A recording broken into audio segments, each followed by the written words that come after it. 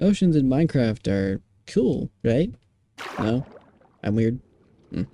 Well, regardless, I turned a space that is often just an obstacle into an endless force that I had to learn to fight or accept it.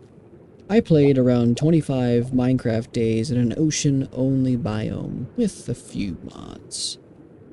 Day 1 began as entertaining as an endless ocean world would. Food was barren, but I tried to do something with the shipwreck I found. Yeah, don't ask me. I drowned a few times doing, I think, was trying to make a home with it, but just made my intelligence seem like it was worse than a goldfish, so I kind of stopped and left to find a more proper ship that I would claim as my own near sunrise. Day 2, getting in the boat was fine, however, it was interesting, along with just the amount of armor and loot in general, allowing me to do far better against the mobs on the boat. I had cleared the boat fully by the end of the day and have far more loot than I thought the boat would have, but regardless, it was safe and mine. I did some cleaning, mainly made a chest, and then wanted to start an underground base for ores. Day 3, I cleaned up the back area of the ship I came from and turned it into a more proper room. That was pretty much it. I mean, it worked out pretty well as a room that is stuffed in the back of a pirate ship. Day 4, I went back on the sea since I made a boat and traveled towards a village I saw on the map, or sea village? It was odd regardless. I took their crops and there really wasn't much else. I explored or tried to explore in another random direction and didn't really find much, so I headed back during sunset. The rest of the night, I went back in the water and getting some coal mostly. Day 5, I cleared out the underwater base a bit more than made a pathway down to the lower depths, gathering more ores and then made a stairway down for a separate mine. However, the cave or lower depths on its own were pretty impressive in the scale I didn't expect. Day 6, I went back to the village for some time and left a, yeah, no, screw that book, man. Regardless, my plan was to give the village some beds from the ship so they could repopulate, and at night replanted some of the crops. Day 7, I returned to the village, but mainly to explore the ocean ruin, but, yeah, no thanks. But I did find a mending fishing rod, though, which definitely won't become an addiction for me later on. No. Day 8, I left to go in another direction in hope of finding something northeast this time and found an ocean monument, or the top of one. I was tempted to go into it, but would rather wait as it was my end goal. And this stupid bottle with these awful books, I don't like them. And, oh, guess what I did for the rest of the day? This run has been very lonely. Day 9. Take a wild guess what I was doing. Regardless, I did get this weird glowing, yeah, I don't know what it is either. Never mind. It did rain later in the day while fishing, which is nice. Then I got too close to, I think it's a jellyfish, and it farted on me. It was rude, man. Oh, and these drowned were very annoying. This run made me absolutely despise the drowned. Day 10, I headed back to my underwater base to link up the tunnel to the lower depths or underwater cave.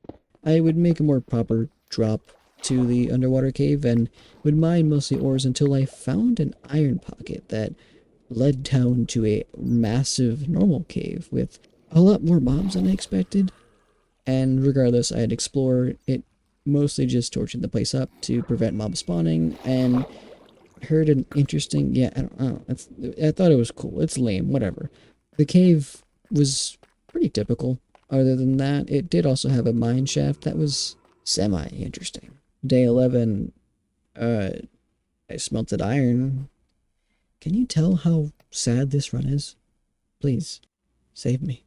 Day 12, I returned back to the village to help it be a more proper village, and I mean, and not whatever was going on before.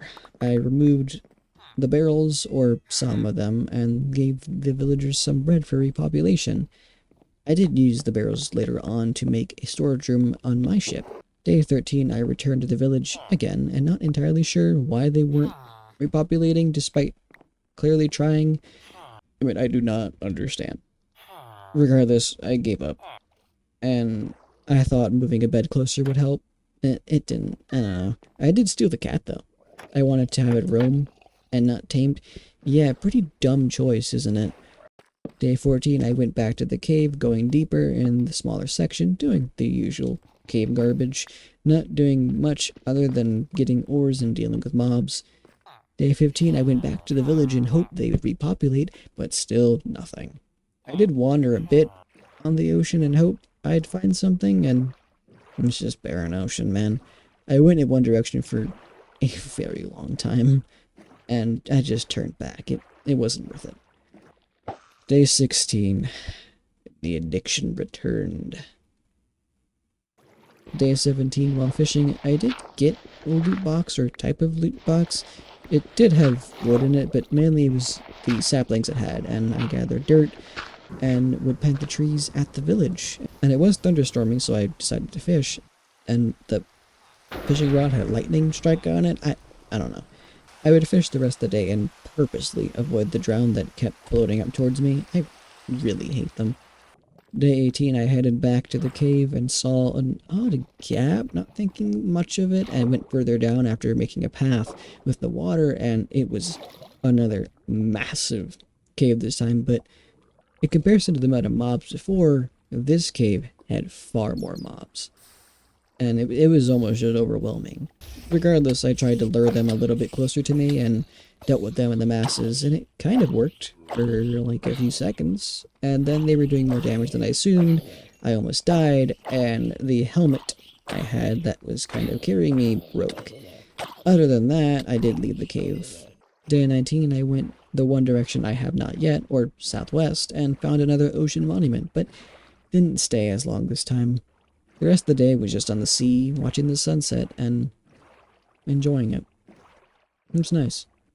Day 20, I don't know why. It's dumb. Don't ask. I had to remove the shaders for some reason. I don't want to bother. I don't know. But I did notice on the map there was a village I missed, and I went towards the village, and it seemed way better than the village I was at before. But after that, I did decide to keep going in that same direction, hoping maybe I'd find a ship, and it was still pure luck. There was not a guaranteed I'd find one. I decided to mess around with the render distance and was able to see a ship. It was kind of funny since I was almost completely avoided it and went around it. Regardless, I did go to it, and the main reason why was the armor. And I did find a good chest piece, at least at the beginning, and started to clear the bottom of the ship. Oh, and I did a thing. Day 21, after taking a boat back and getting my stuff, I cleared the rest of the ship. Since they kind of were really annoying me with the flint and steel, maybe I'm done, too. I had another idea for the ship, but before, I found an almost perfect armor set to deal with the Elder Guardian later on, mainly 2 helmets, and planned to combine them both to make them better. Now, my plan for the ship looks way better now. I then combined the 2 helmets, getting the ideal one I wanted. Day 22, I headed to the Ocean Monument, taking it slower, but did plan to take the Elder Guardian down today. It was back and forth a few times, but I did eventually take it down and looted the main hall, and it was now the main goal to make the conduit as my total end goal. Day 23, I definitely knew how to make a conduit actually work, and no, I didn't. After looking it up, I got a general idea and started gathering pismarine, but got mining fatigue, so I decided to back off and remembered there was at least 3 milk buckets in the remains of the ship, which would give me some time to mine at least a little bit. And regardless, I headed back with the milk, and it was kind of pointless because the effect never happened again, but I did spend the rest of the night carving out a chunk of the monument, getting far more than I needed. Day 24, I went to the entrance of my underwater base and then carved out a space for the conduit structure, and eventually did finish it and would fully activate it. It was kind of cool. I did love watching the drowned slowly die. I really did enjoy it. Day 25, all of the last day was spent on the conduit, so I just watched the sunrise and dived off the side of the ship. It's pretty fun. Oh, and one last thing. This run, or video, was, in all honesty, stretched up a very long time. But maybe that's the point. This run felt like it had so much, but yet so little at the same time. The idea of an almost endless ocean wasn't scary to me, at least personally. It was lonely. Sure, there were villages, ships, ocean creatures, but that didn't really give me comfort. The cave was as normal as Minecraft could have gotten, and it still felt weird. Because I was reminded the second I left that cave that I was still surrounded by an almost endless ocean. Almost stranded in a way, but maybe for a better word. I was isolated in an endless sea, surrounded by things that didn't really give me comfort. But I didn't feel alone all the time. Sometimes, and especially the end, all I wanted to do was just sit down and let time pass on the endless sea